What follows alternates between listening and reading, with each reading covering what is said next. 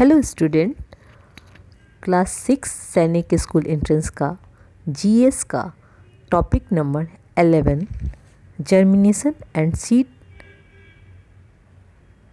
के बारे में बात करता है, जिसके संदर्भ में हम मुख्य बिंदु इस प्रकार से जानते हैं।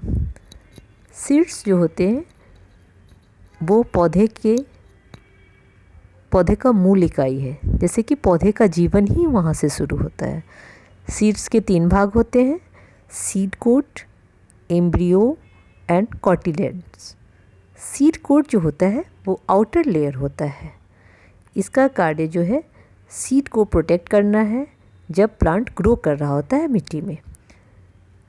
एम्ब्रियो, इसको बेबी प्लांट भी कहा जाता है, यह जो होता है सीड कोट के अंदर होता है। और तीसरा होता है कॉटिलेडन्स। जो भी शेष भाग होते हैं सीड के वह इसके अंतर्गत आते हैं। इससे एम्ब्रियो को भोजन प्राप्ति होती है।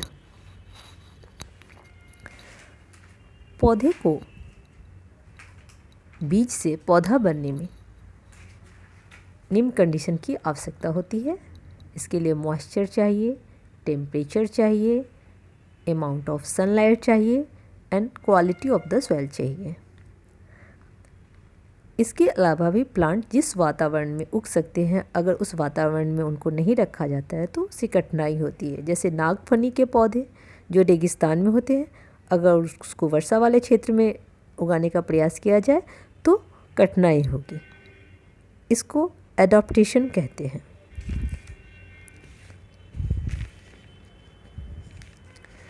पौधा एक बीज से पूरा पौधा कैसे बनता है उसका एक प्रोसेस है। सबसे पहले सीड्स जो होता है वाटर लेता है मिट्टी से ताकि वो सॉफ्ट हो जाए और सीड कोट जो है वो मुलायम हो जाए।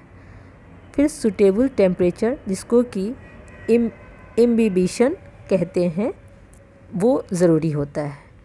तो कॉटिलेडन्स का फूड एम्ब्रियो के लिए फूड का काम करता है और यह एंजाइम को प्रोड्यूस करता है। कुछ समय के बाद सीड कोट फट जाता है और टेनी रूट बाहर निकलता है, जो ज़मीन की ओर जाता है और मोर न्यूट्रिशन प्राप्त करने के लिए जाता है और पौधों को बाहरी दबाव से मजबूती से पकड़ के लिए जाता है। यह जो पार्ट होता है वह रेडिकल कहलाता है, जो कि रूट के रूप में डेवलप होता है। और लास्ट स्टेज इसमें देखते हैं कि सीड सेल्स मेटाबॉलिक रूप से एक्टिव हो जाते हैं और कोट्स जो होते हैं वो spreads on the opposite and, और उसके बाद सीडलिंग ऊपर की ओर अंत में बढ़ जाता है, जिसको कि वहाँ से फिर नया पौधा दिखाई देता है। इसके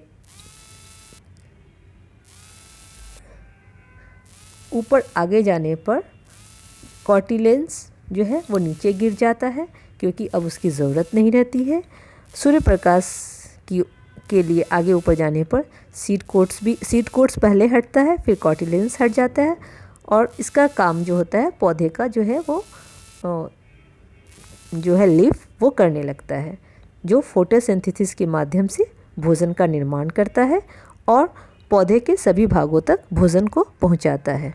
तो इस प्रकार हम देखते हैं कि एपिकॉटिल जो होता है, जो कि सीड का एक पार्ट होता है, उससे स्टेम का निर्माण होता है पौधों में। अब हम इसमें मुख्य बात जो देखेंगे वो ये है कि स्प्राउट, अगर हम किसी सीड को करते हैं जो कि बहुत ही पौष्टिक भोजन होता है मनुष्य के लिए, इसको स्प्राउट होने के लिए किस किस कंडीशन की आवश्यकता है। इसमें मुख्य रूप से एयर चाहिए, वाटर चाहिए और वार्म टेम्परेचर चाहिए।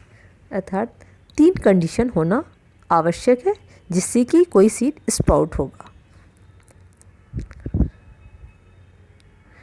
एक वेलकोरो जो है वो जॉर्ज मार्शल के द्वारा डिस्कवर किया गया था।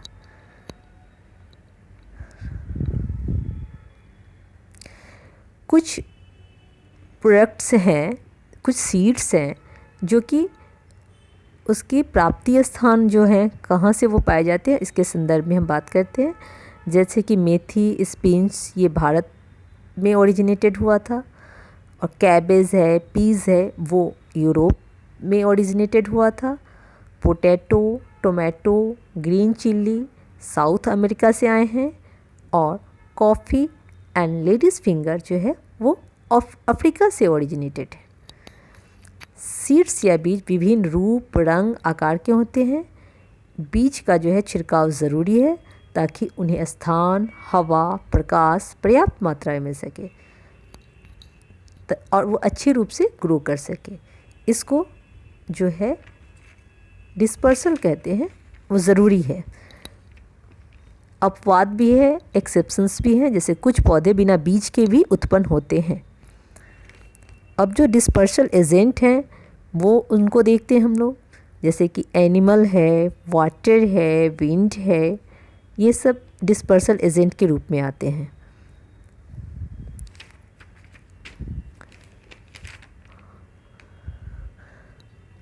अब जो है एग्ज़ाम्पल्स ऑफ सीड्स, जैसे कि स्पाइसेस का अगर एग्ज़ाम्पल दिया जाए तो उसको हम लोग कुमीन, जिनको हिंदी में धनिया भी कहते हैं।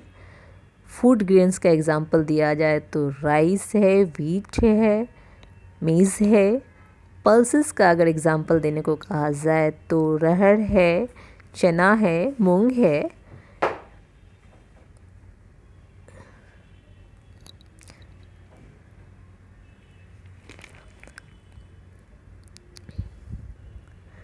कुछ सीड्स का हम ये देखेंगे कि स्कैटर्स कैसे होते हैं, जैसे seeds which are scattered by bursting of the pod, वो पीज होते हैं। Seeds that scattered by sticking on fern of animals, it is burdock seeds. Seeds that scattered by wind, that is dandelion and dandelion. Seeds that scattered by water, वो उसका example अगर देखेंगे तो वो coconut है।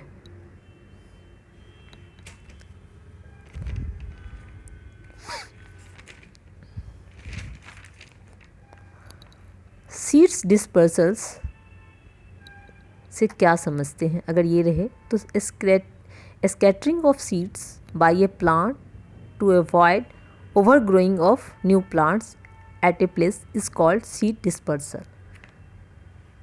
क्योंकि जो नया प्लांट आएगा उसको प्रॉपर स्पेस, एयर, फूड मिल सके ग्रो के लिए। सॉइल एक प्लांट का एग्जाम्पल है जिसको कि पिंचर प्लांट कहते हैं, या उसको नेफेनिंथिस भी कहा जाता है। जो पौधा जो है वो कीटों को खा जाता है। इसके अंदर एक स्वीट स्मेल होता है जिसके कारण इंसेक्ट आकर्षित होते हैं और वो पौधे के पास जाते हैं तो उसके लिफ का ढक्कन खुल जाता है और कीट अंदर चला जाता है और उसके बाद वो कीट उसके अंदर मर जाता है। इस तरह का प्लांट, पिंचर प्लांट, वो ऑस्ट्रेलिया, इंडोनेशिया में पाए जाते हैं और भारत में मेघालय में विशेष रूप से पाए जाते हैं।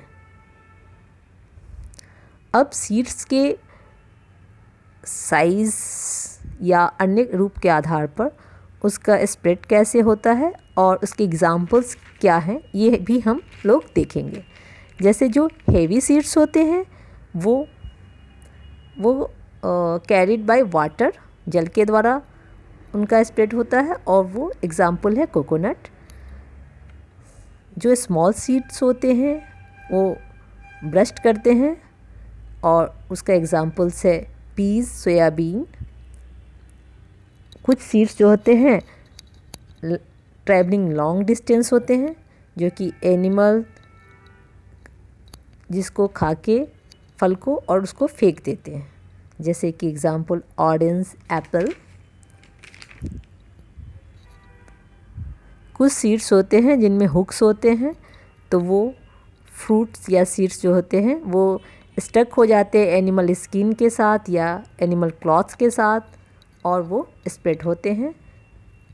वे जो सीड्स होते हैं जो कि बहुत ही हल्के होते हैं, लाइट, वो डिस्पर्स्ड होते हैं बाय वाइंड, हवा के द्वारा। इस प्रकार हमने विभिन्न रूपों के सीड्स को देखा और उनके प्रकार को भी जाना। अब हम एक एग्ज़ाम्पल लेते हैं कि अगर सीड्स को पानी में डालकर किचन के बॉक्स में रख देंगे तब क्या होगा। तब किचन के बॉक्स में रख देंगे तो वहाँ वाटर तो है लेकिन एयर नहीं है, इसलिए वो सीड जो है जर्मिनेट नहीं होगा। अगर जो है सीड्स को किचन के बॉक्स में ड्राई रूप में ही रखेंगे तो सीड जो है वो जर्मिनेट नहीं होगा, क्योंकि न उसे एयर मिला न वाटर मिला।